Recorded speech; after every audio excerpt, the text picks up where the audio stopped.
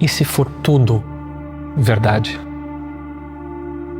E se todas essas velhas histórias que você sempre achou que era uma coisa meio conto de fadas, meio historinha para boi dormir, enfim, tudo aquilo que você passou a vida inteira achando que era mentira,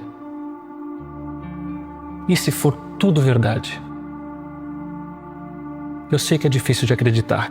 Depois de todas as descobertas da ciência, todos os avanços tecnológicos dos últimos séculos, o avião, o ar-condicionado, o shampoo 2 em 1, ficou complicado levar essas coisas a sério, né? Ficou muito na cara que Deus é apenas uma muleta que as pessoas usam porque não aguentam a realidade da vida.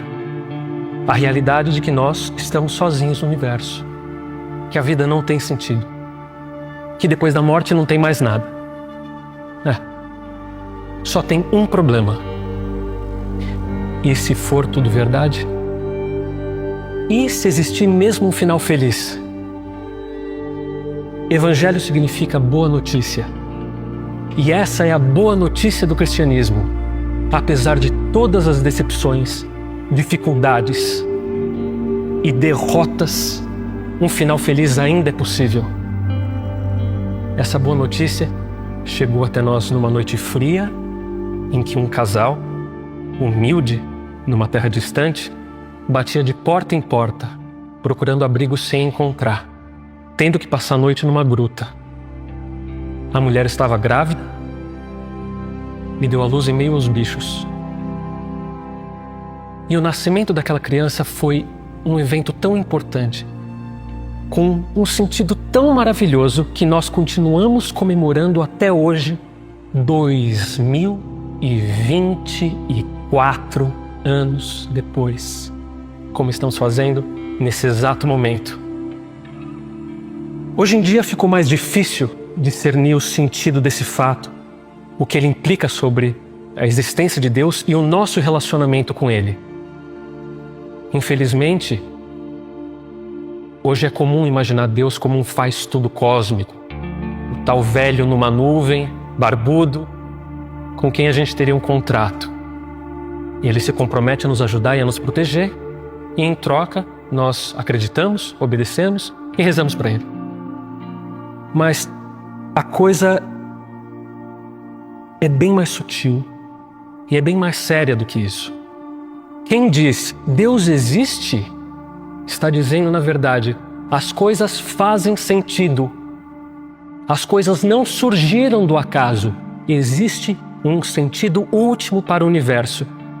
Quem diz Deus não existe, está dizendo, na verdade, as coisas não fazem sentido.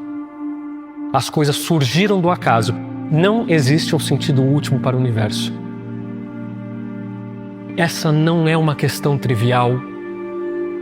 Sentido equivale a Deus, e como Ele é inescapável, já que no centro da nossa experiência de realidade está o nosso cérebro, que é uma máquina de construção e detecção de sentido.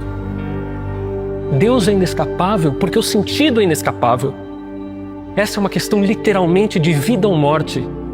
As pessoas se matam quando suas vidas perdem o sentido.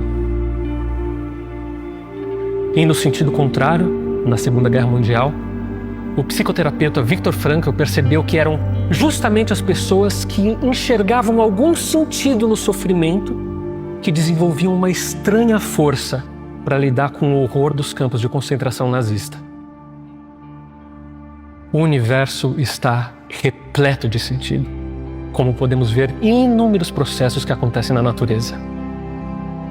A aranha tecendo sua teia, os padrões de cor que afastam os predadores, o canto de acasalamento dos pássaros, as plantas que seguem o sol e sua jornada pelo céu e o próprio código de DNA sem o qual não haveria vida.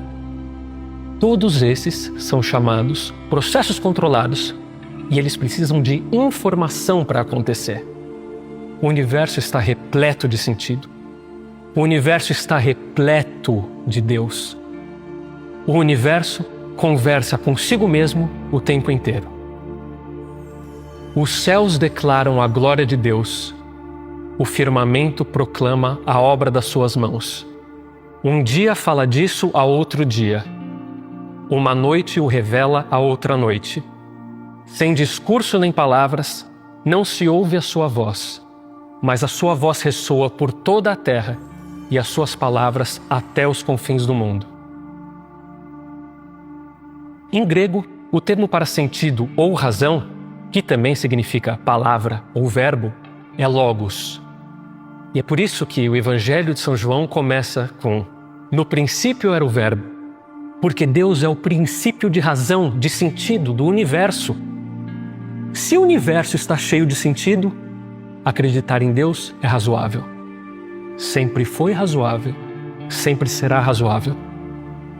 Aí, alguém pode se perguntar: se Deus quer que a gente acredite nele, por que não fez as coisas de um jeito que fosse possível testar e comprovar cientificamente, preto no branco, tintim por tintim? Bom, o cristianismo diz que Deus é nosso Pai. Agora, imagine que um pai ou mãe que ama muito seu filho comprou um presente para ele e diz à criança que se ela comer todos os legumes que só fazem bem, o pai dará o presente a ele. Só que então, o filho diz que quer ver o recibo da compra do presente para ver se acredita ou não no pai. Espero que você consiga perceber o problema aqui. Não seria melhor se o filho confiasse no pai? Confiança é o cimento, é a cola que une e faz funcionar todos os relacionamentos. Sem confiança, nenhum relacionamento, nenhuma família, nenhuma sociedade pode funcionar. Confiança que é um sinal de que naquele relacionamento existe aquilo que é fundamental na nossa existência, sem o qual a vida não vale a pena: o amor. Onde há amor, há confiança. Onde há confiança, há amor. E se for tudo verdade? Será que não vale a pena confiar?